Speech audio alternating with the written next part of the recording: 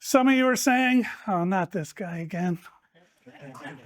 He's going to give us a history of the canal. We know the history of the canal. He's not going to do it again, is he? Yes, I am. Thank you for inviting me. Thank you for allowing me to return. This is a very big year for the canal. 200 years of canal history, and 200 years of uninterrupted operation of the canal system. So we're talking civil wars, we're talking 2 world wars, we're talking economic crises, we're talking social upheaval, we're talking all the things in the last 200 years, and the canal, outside of occasionally being closed because of rain and flood, and it's a mechanical device, so occasionally it can break, but it's never been closed down. Oddly enough, even in World War II, the buoys that lit the channel were lit. And I suppose if you were a sharp-eyed bomber pilot, you could follow that right to wherever you wanted to go.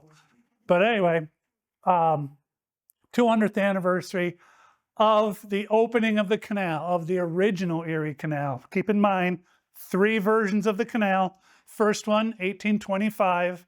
Second one, 1860, roughly. Third one, 1918. That's the one that continues to operate today. It has evolved. Not only has it survived, but it's evolved. There's been 3 upgrades of the canal, and it continues to evolve. Its importance to New York State and to New York State's economy continues to evolve. It is not a commercial canal anymore. It's not carrying tons and tons and millions of tons of freight. It's carrying not that much. But it does have an economic benefit to the state. Tourism certainly drives it today. Recreational boating is what we see happening on the canal for the most part these days. So I want to, I kidded about the history lesson. I am going to give you a little bit of a history lesson, but I'm going to take a little different tact. I'm going to kind of answer a question. It's in my top 10 questions that I get all the time about the canal. And of course, I was prepared. I have my remote and I have my laser pointer, which doesn't work on a glass TV. So I'm going to do a lot of this, okay? So just be aware of that. One thing to remember is that the canal wasn't popular for everyone. This is an editorial cartoon showing Baldwinsville when the canal was taken out of downtown Syracuse, moved into the Seneca River, and went right through Baldwinsville. And there's an awful lot of political commentary here. I won't get into all of it, but there were an awful lot of upset people, particularly in Baldwinsville, who didn't think this was really the way to go. And it's been like that since the beginning. It isn't this, oh, it's a great idea and we're all on board. It wasn't like that. It wasn't like that. Here's that map, okay? Why is the canal here? What's the point? The point is to get New York and get the economy in a place where it can move stuff by water easily, efficiently. Water is very, very slippery. It's extremely efficient to move things by water. Now, one thing canals don't like are hills. They really don't like hills. They don't like valleys. They like it being pretty much level. Now, this is a topographical representation of, I hope you recognize New York State, the New England states are over here. And the yellow areas are relatively flat. The brown areas are relatively mountainous. So you've got the New York City down here. We're going up the Hudson River. Pretty easy. We get into the Mohawk Valley, and this is the key. All right? This is the key. This allows you passage through basically the Appalachian chain. And that is what New York State has that no other state has. A simple valley through the state. That's where you want to build a canal. It's relatively level. So getting back to the beginning, what's the question I get most often?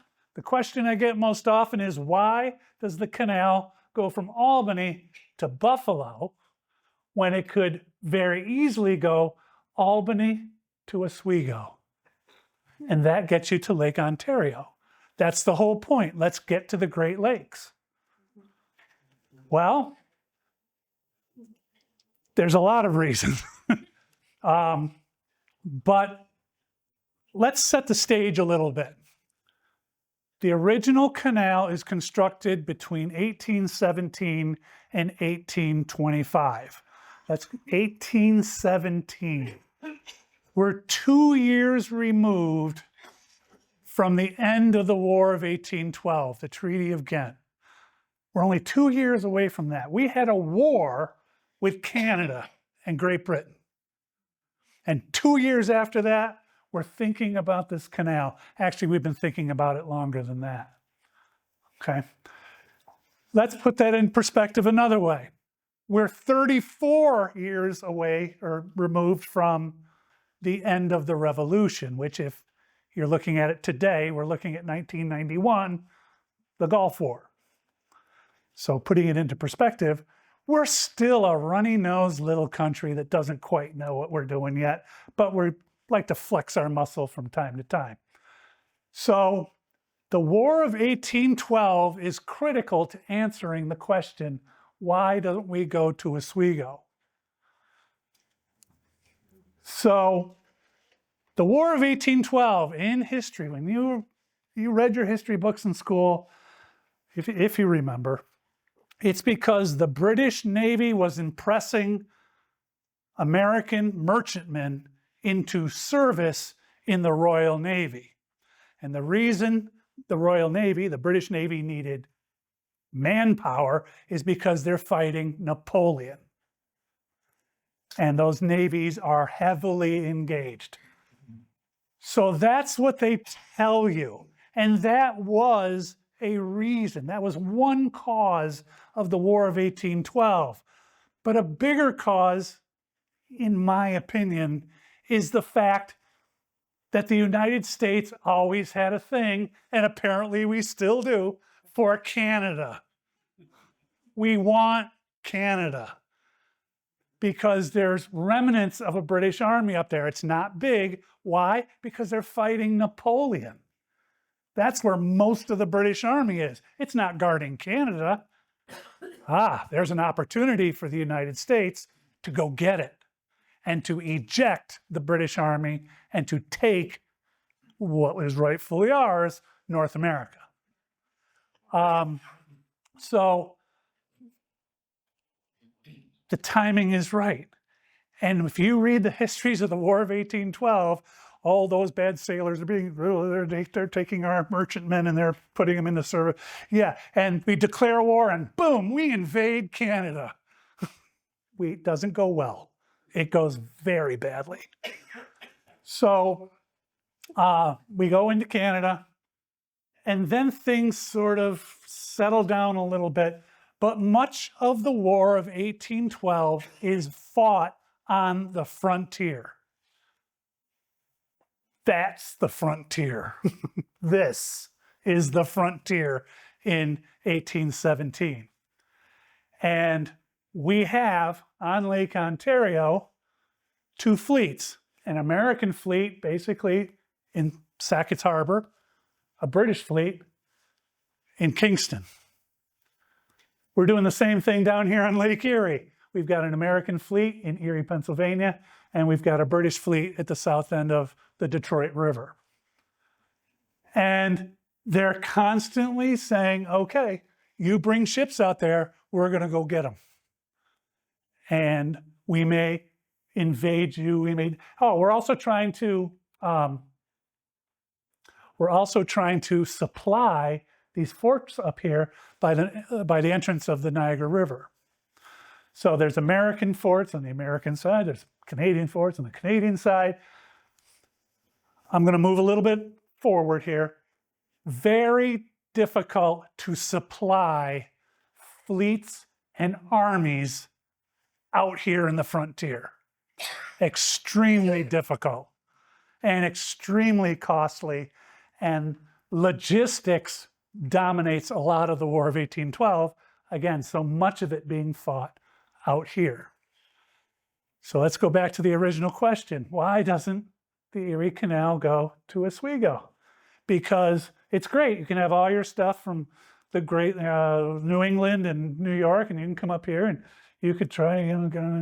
As soon as you poke your nose out here into Lake Ontario, you've got the attention of the British Navy.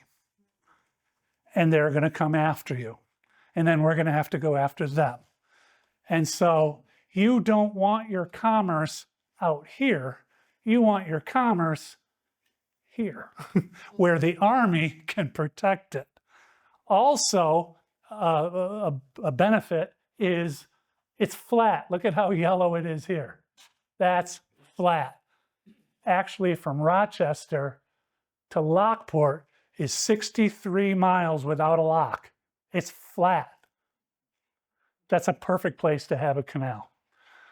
The other problem is that if you come up to Oswego, and it would have been shorter, it would have been easier, it would have been cheaper, it just wouldn't have done anything. Because you'd be in Lake Ontario, if you want to go to Lake Erie, you got to figure out a way to get up Niagara Falls. And that's going to be a challenge, okay? Eventually, the Canadians built a canal here, the Welland Canal, but in 1817, there's no Welland Canal. And so that is why they pushed all the way through. Okay. Any questions on that? Is that Lake Champlain?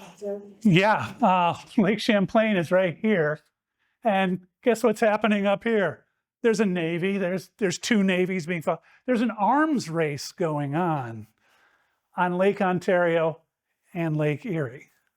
And they're building these ships as fast as they can. And they start with these, small ships with maybe 1 or 2 guns on them. And then they're building them with 10 or 12. By the end of the War of 1812, they're building frigates with 35 guns, cannon, out in the lake. And that's, it's, everyone thinks of the War of 1812 as the British came in, they burned down Washington, we had the Star-Spangled Banner, and it was over.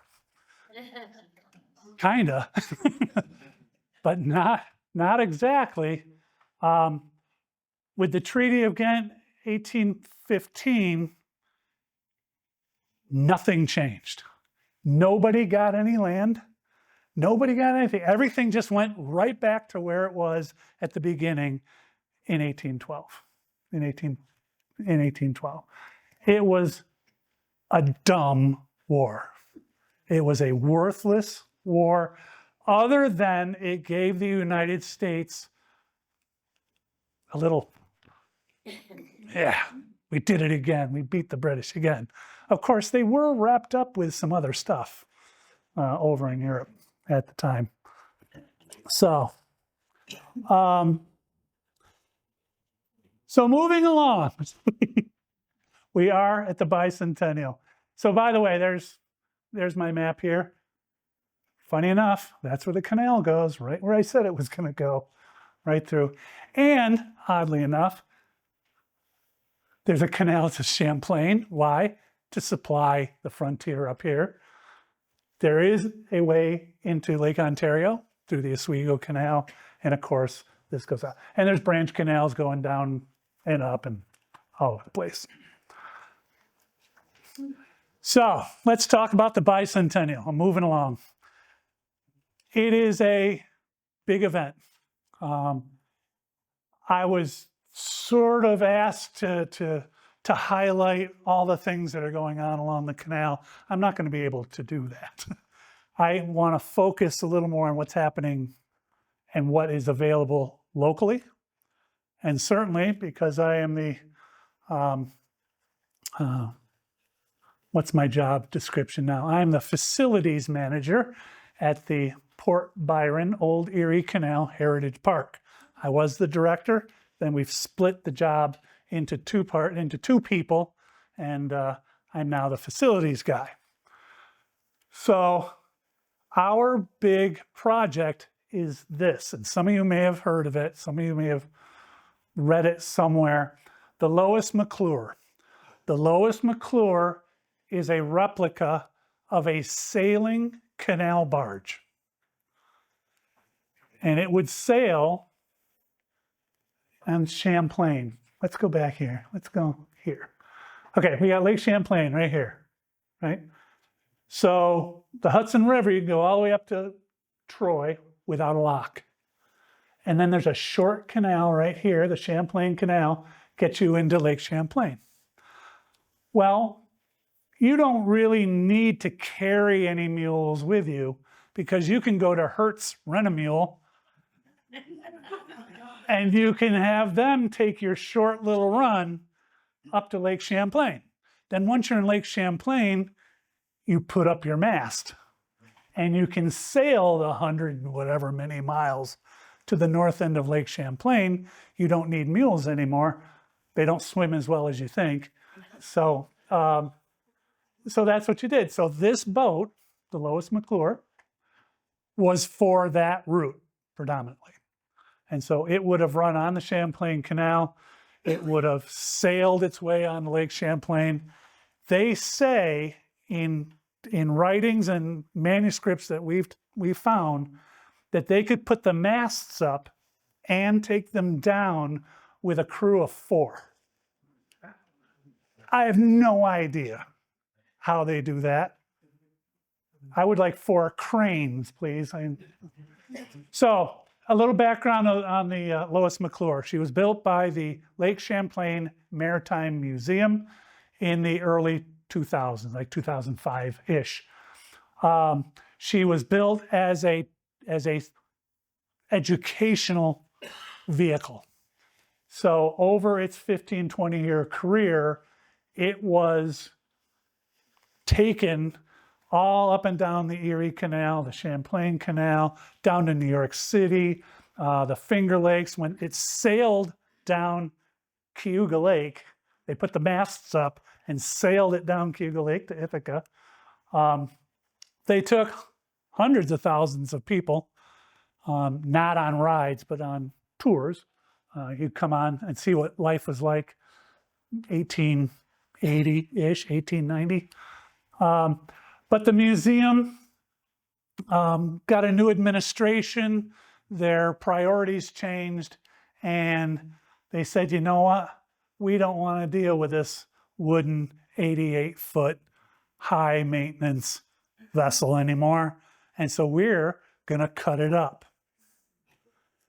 Well, the people who have put literally their blood, sweat, and tears into this boat for 20 years were not pleased. And so they got together and they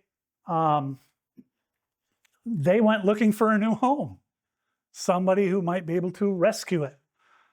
Now, I'm also with the Canal Society of New York State. It is not a state agency. It is a not-for-profit 501c3.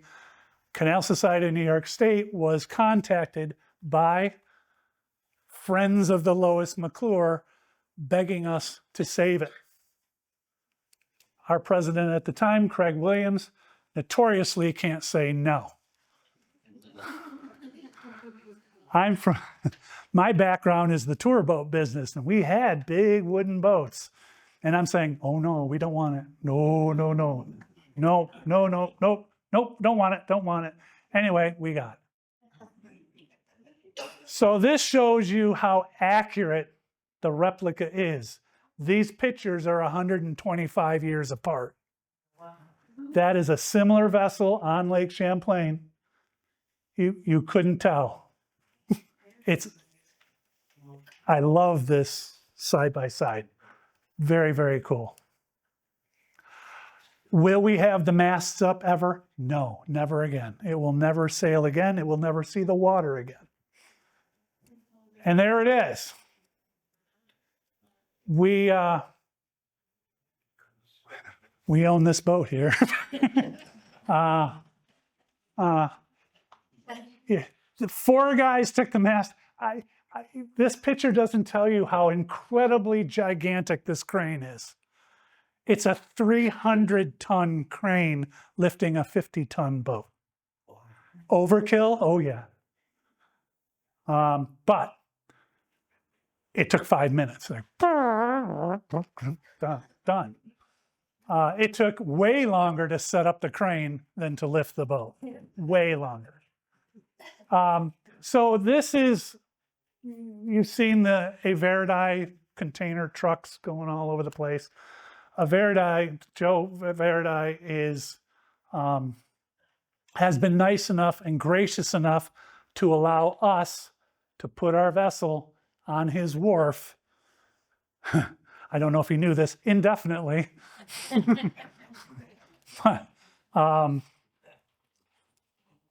But the plan is, it is now 6 miles from where it needs to end up. The hardest 6 miles because it's all overland. It's not going to float to where it's going. It's got to be hauled to where it's going, which is our park. Port Byron, Old Erie Canal Heritage Park. It's what you see when you're driving from Rochester to Syracuse. And you see that thing off to the side and you say, wow, someday I'm going to stop there. Stop there. Please stop there. You're not going to be disappointed. And I use high tech. I cut out a picture of the Lois McClure and I pasted it on our vision of what we thought the park was going to be 15, 20 years ago. It always had, as a component of the park, a replica or some sort of canal barge in front of the tavern.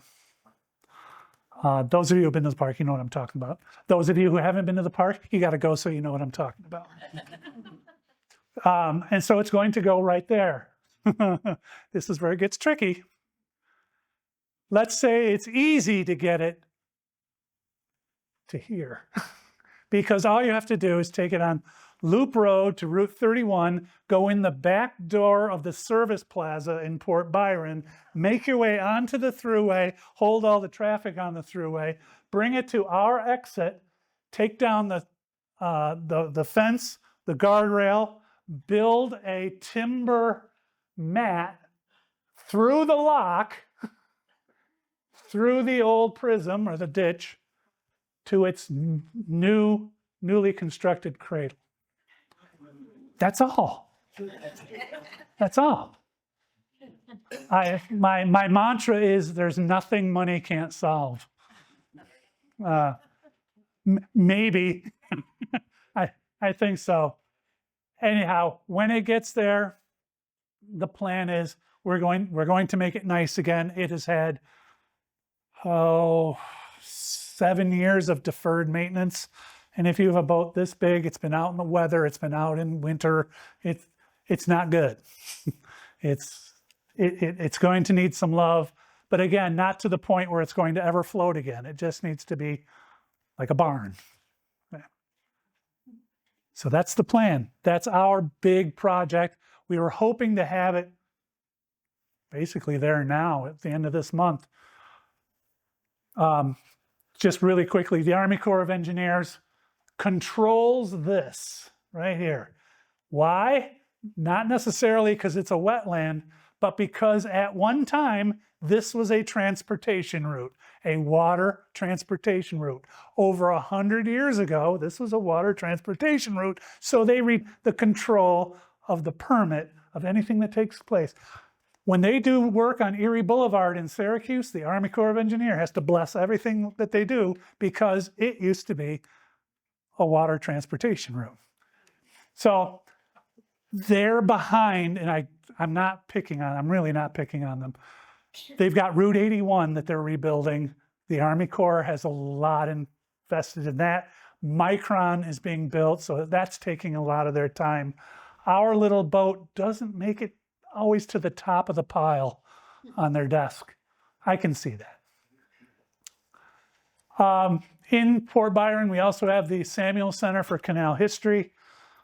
This is a place where we keep our archive, and it's the old St. John Church in Port Byron.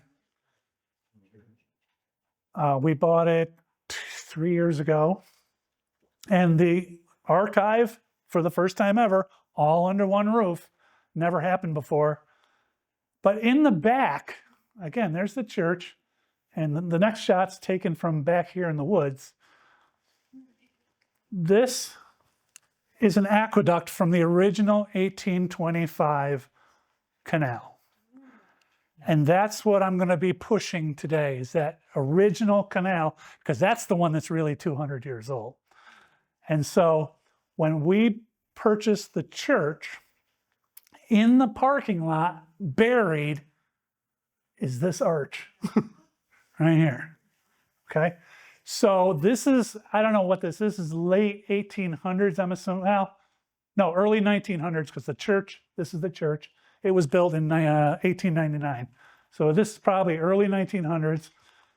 This picture is from the 1950s, which shows that most of the structure is gone, but there's still an arch. Here's the church right here, right? And here's the arch right here. I mean, this, if you're a canal history geek, this is geek land right here. And that's it last year. So it is still there. We've had engineers look at it. They said it's in decent shape for what it is. And it's right there. Before we bought the church, the Canal Society used to bring busloads of people on study tours and bring them to St. John's Church parking lot, unload them all, and they'd all clamber down the creek bed, and they'd all go, ooh, ooh.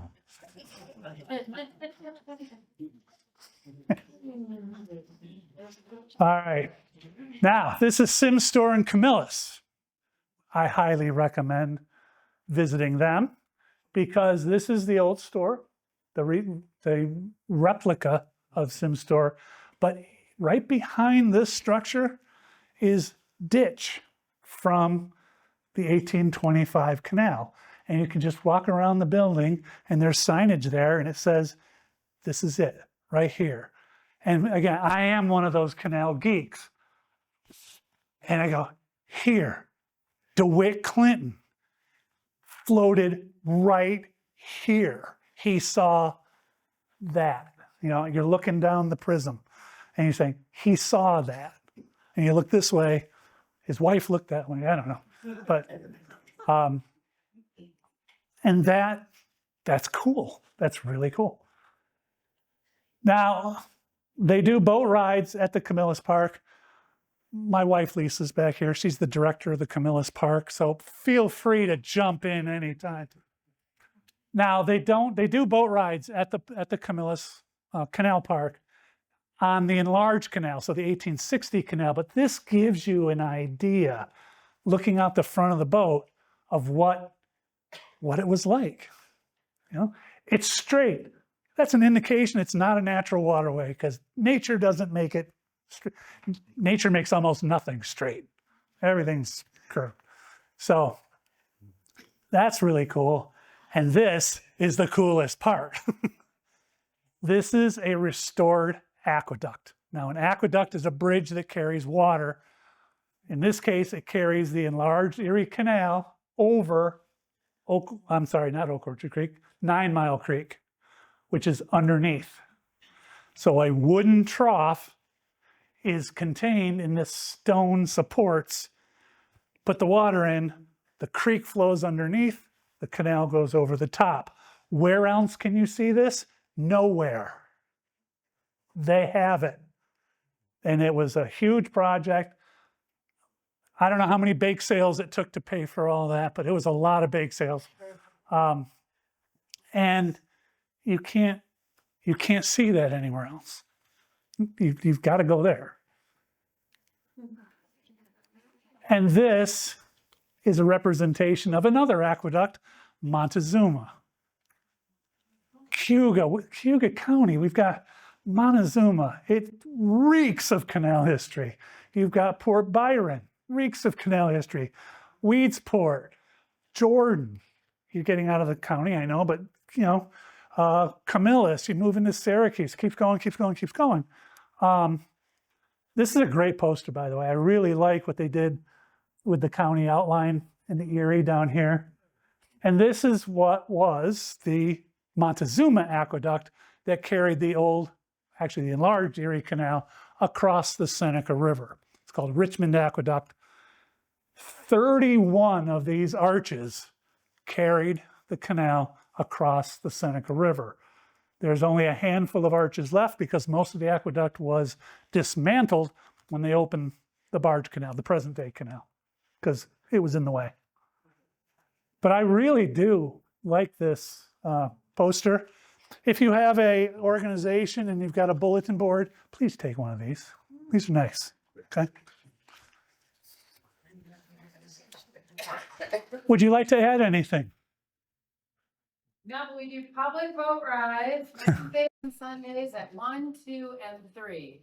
We also charter a lot. So if your group would like to come and get your own private boat and your private tour, that would be great also. And the boat rides are ridiculously expensive.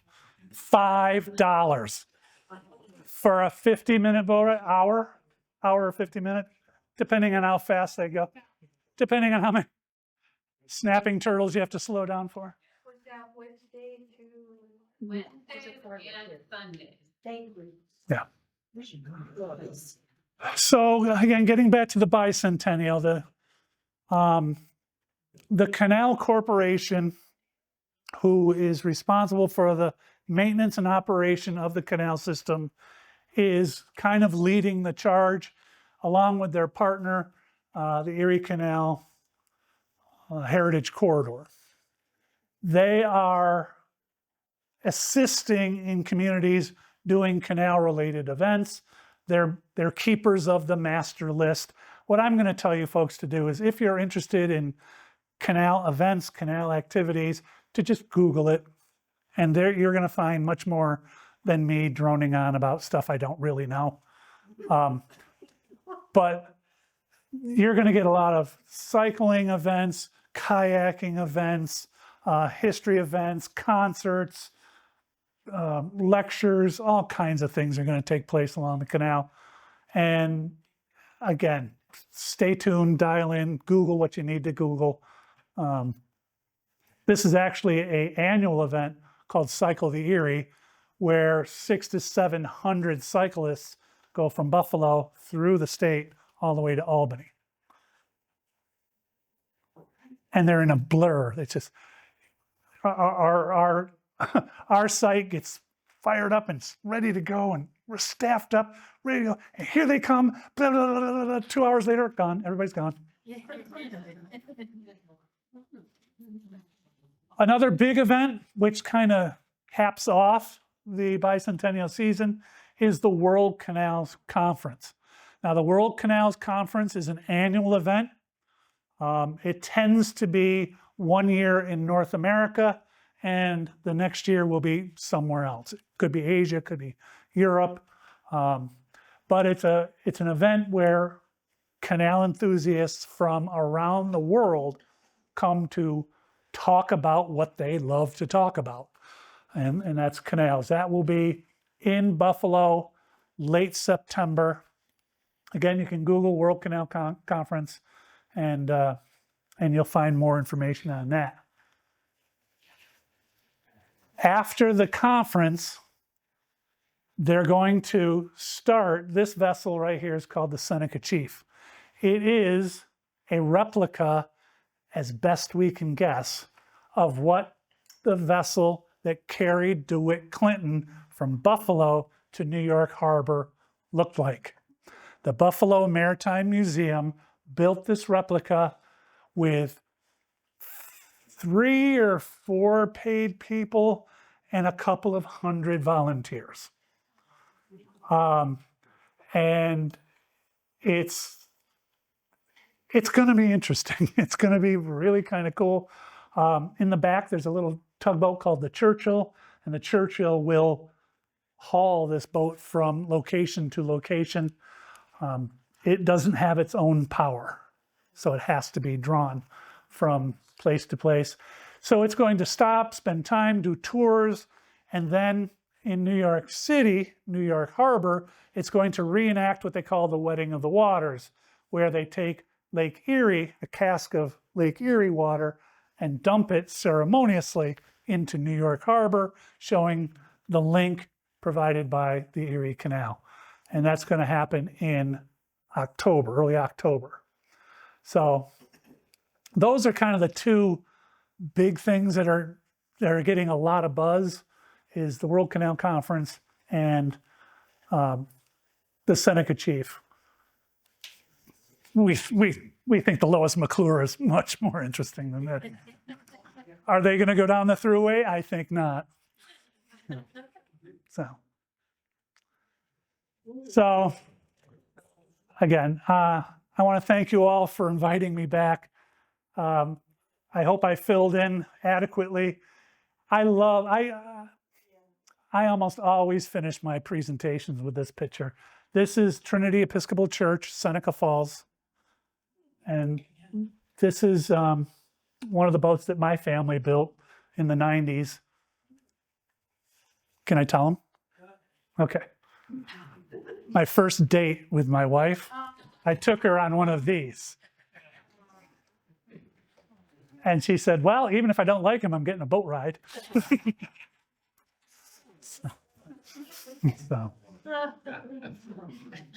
So again, this is, tourism drives it. But our canal is gorgeous. Photographers, they say you can't take a bad picture of it. And if there's a theme that Lisa and I would like to give you, is go see it. Go look at it. From here, go to Lock 1 north of Cayuga, or you can go to Baldwinsville, or you could go to Mays Point. You can see the lock, you can see boats go through. There's plenty of historical sites throughout this immediate area. And I don't know, hopefully you'll catch the fever.